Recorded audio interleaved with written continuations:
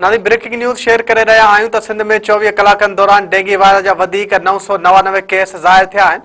सिहत खाते जी रिपोर्ट मुताबिक़ 24 कलाकनि दौरान सूबे में डेंगी वायरस जा 5150 टेस्ट कया विया, जिन मां 999 मुस्बत आया आहिनि। कराची डिवीज़न में डेंगी वायरस जा वधीक 535 ऐं हैदराबाद डिवीज़न में डेंगी वायरस जा 464 केस साम्हूं आया आहिनि।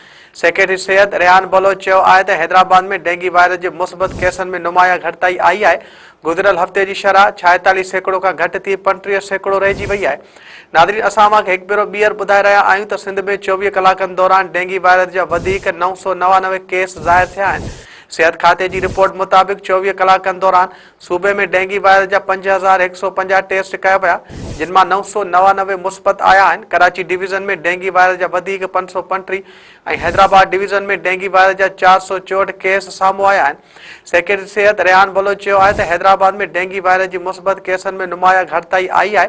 गुज़िरियल हफ़्ते जी शरह 46% खां घटि थी 35% रहिजी वई आहे।